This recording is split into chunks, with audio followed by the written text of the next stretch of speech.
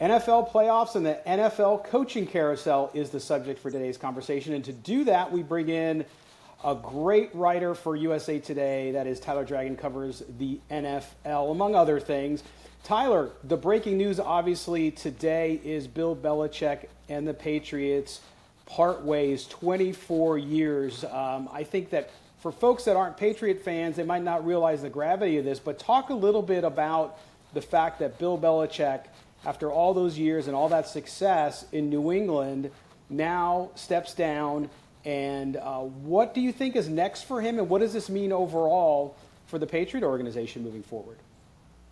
Yeah, more than 2 decades, 6 Super Bowls, all the success. I mean, just his legacy in New England is everlasting. He's arguably the best coach of all time. And it really struck me that both Robert Kraft and Bill Belichick said that it was mutual agreement to part ways. So both sides really kind of came to the conclusion that they just needed to move on to, other things. And for Bill Belichick, even though he's in his 70s, 72 years old, I still believe he still has some coaching years left in the tank, especially when he's only 15 wins away from surpassing Don Shula in the all-time wins record. So I believe that, teams like the Atlanta Falcons, teams like the LA Chargers, teams like the Washington Commanders,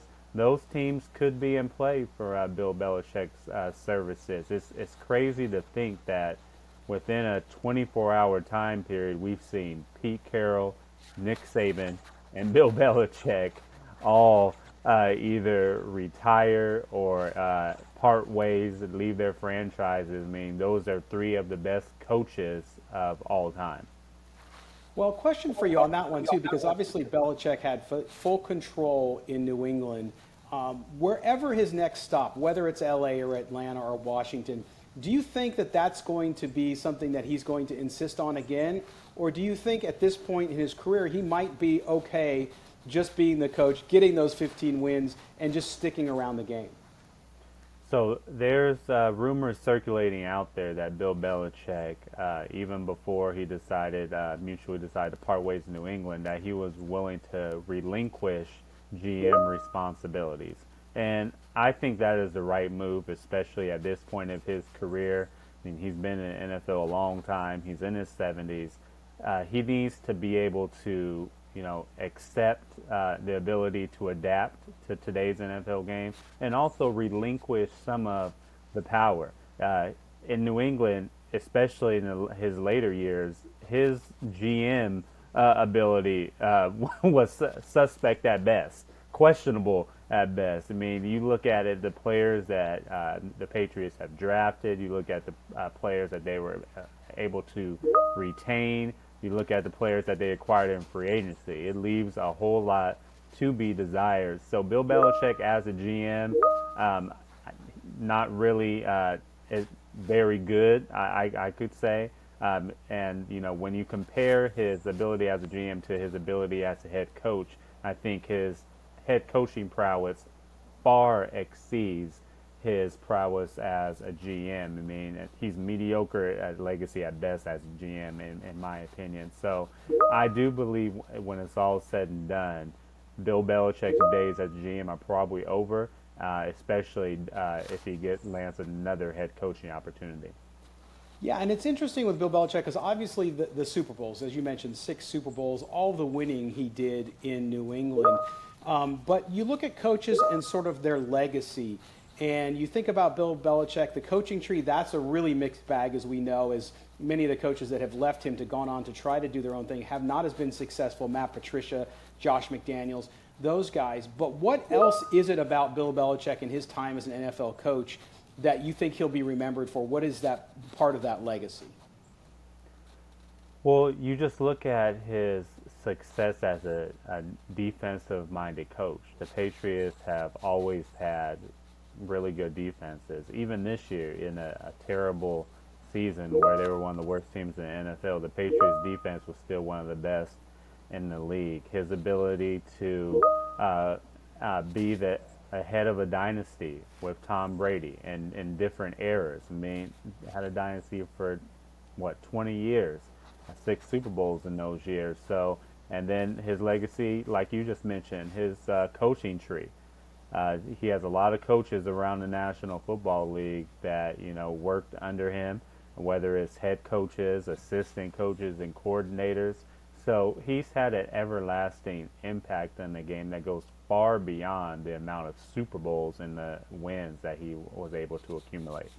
Yeah, well said. And I know that you mentioned Pete Carroll, and obviously it looks like Pete Carroll might stay on with the Seahawks. It looks like there's a desire there to keep him inside the organization. And as a master motivator, that obviously makes sense, even if he's not on the field coaching.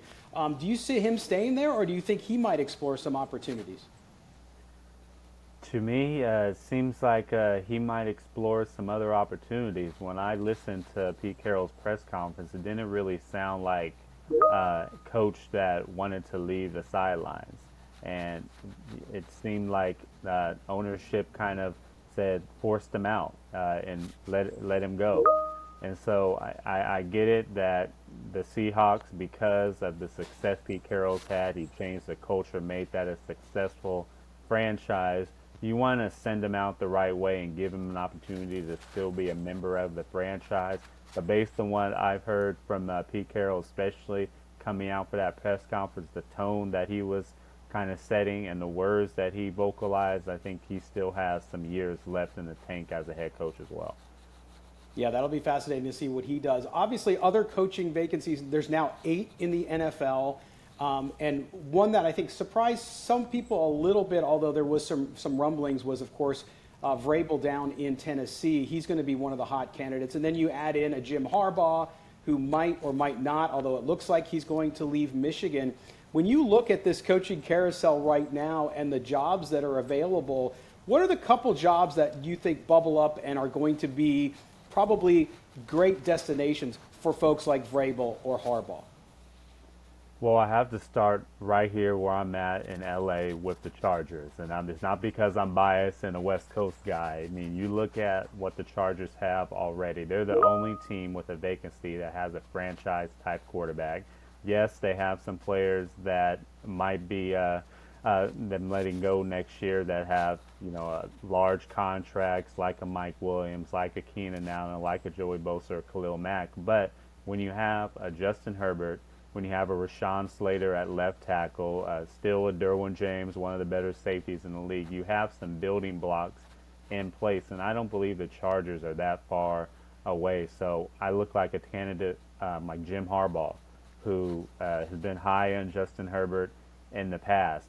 I think that is a marriage just waiting to happen that could have paid dividends for both parties. Jim Harbaugh and his desire and wanting to come back to the NFL and maybe potentially winning a Super Bowl, and a Chargers franchise that needs just a change of culture, just a change of philosophy, and a fresh face.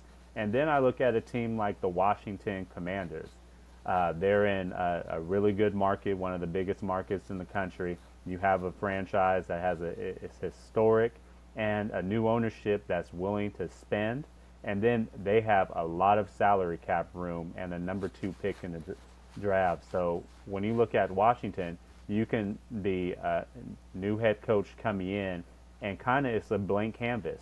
The ownership has a lot of money. You have a lot of cap space, so you can kind of create a team in your liking and your image. So I think that's another desirable coaching job for maybe a Mike Vrabel, maybe even a Bill Belichick, if Mike Vrabel doesn't like that New England job either. So I think those two are really desirable locations.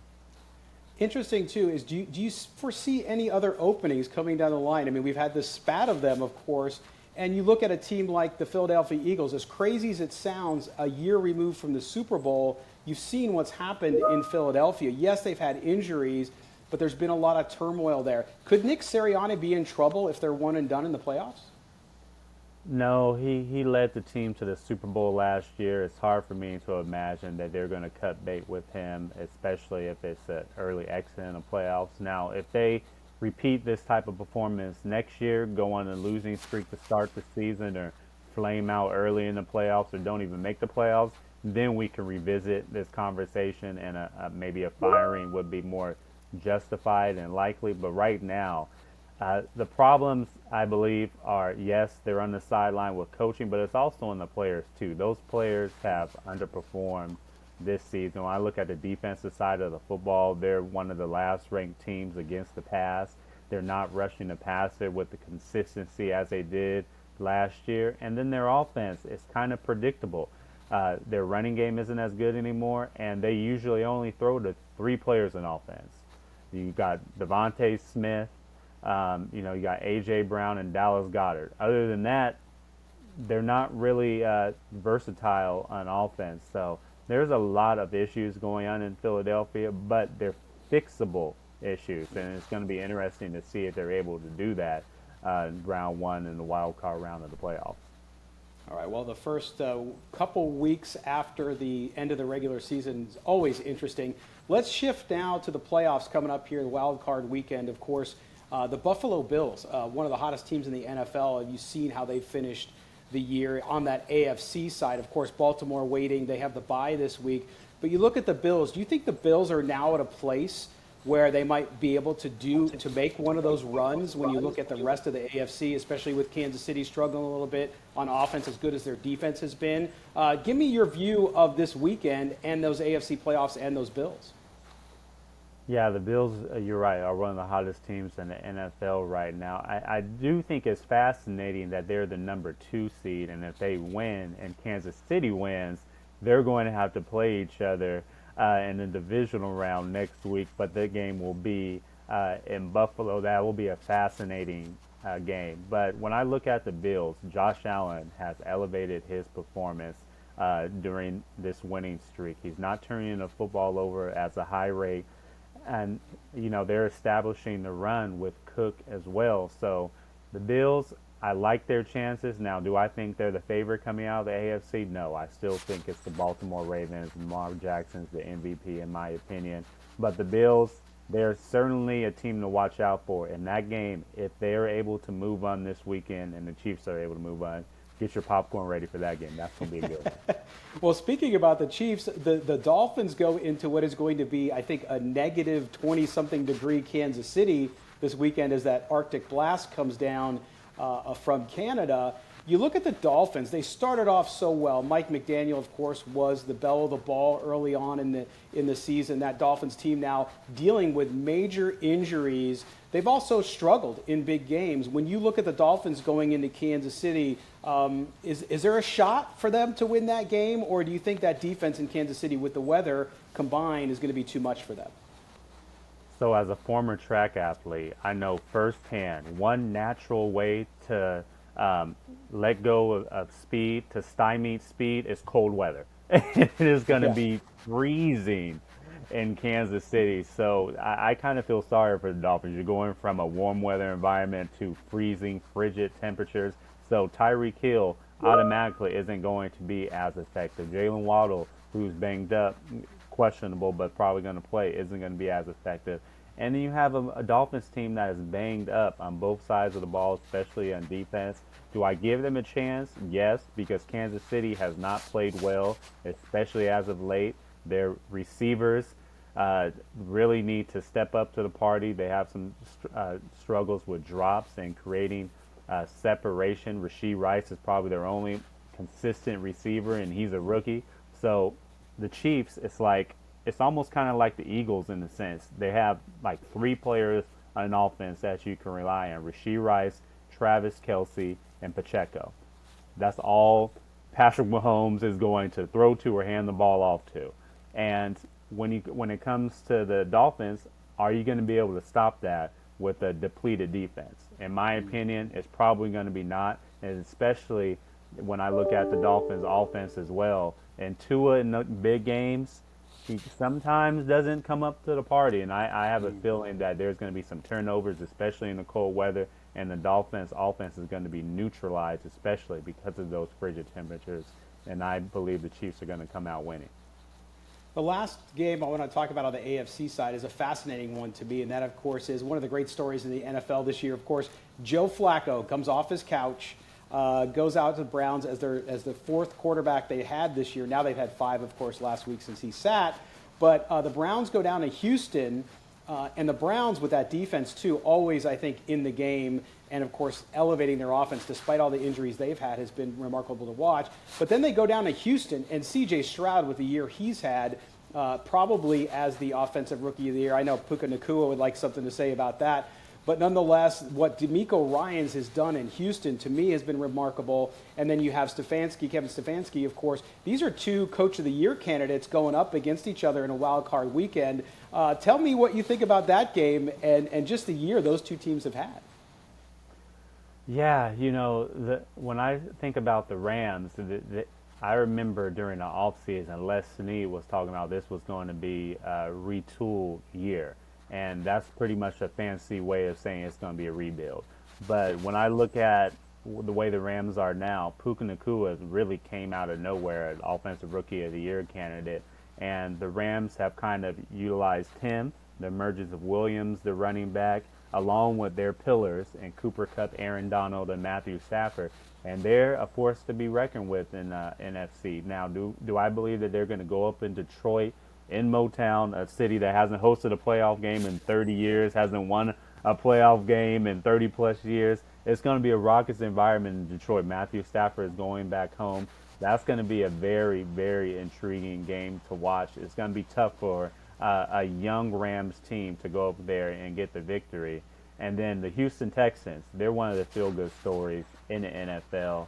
The job that DeMeco Ryans has done, the job that C.J. Stroud has done as a rookie going up against Joe Flacco, who's a comeback player of the year candidate, and the Cleveland Browns. The Browns, they've battled injuries as well. It's kind of hard to realize that they've been without Nick Chubb for a majority of the season, and Joe Flacco is kind of making you forget about Deshaun Watson with the way he's been able to play. So that is an intriguing matchup as well.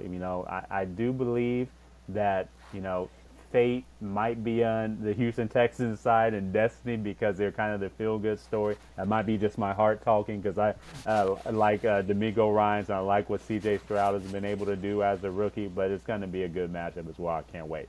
Oh, yeah. And then you talk about, on the NFC side, too, you have Jordan Love going down into Dallas. Now, we all know Dallas at home is a different team than they are on the road. So I'm not giving the Packers much of a chance, especially with a young quarterback, as good as he's been as of late. Can the Cowboys put it together to get ready to go on a Super Bowl run? What do you think? Has it been a mental issue for them on the road? They have some issues on defense, but at the same time, Dak Prescott at times has been so good. And, of course, CeeDee Lamb has just exploded and been a player that you just can't help but watch the second half of the season.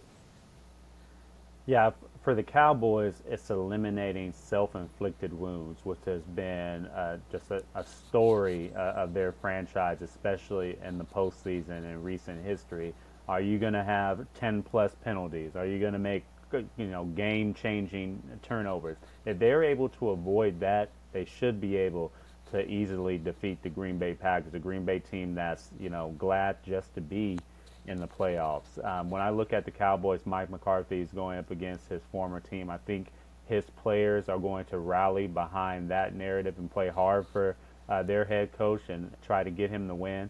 I think Dallas wins this week, but I don't have them going to the Super Bowl. I think the NFC Championship game is probably their peak because we all know the Dallas Cowboys are going to do something to make sure that they lose in a ball game, and I think that's going to happen before they get a chance to go to the Super Bowl.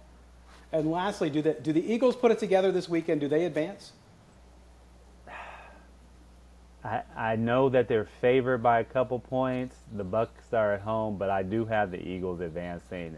They haven't shown anything on film to give me confidence, but if they're able to re-tap into what they did last year during their Super Bowl run, I think that they're a better team than the Bucs, and I think they're more experienced. They have ability to beat them in a variety of different ways. It's just a question is if they're going to step up and play to their capabilities.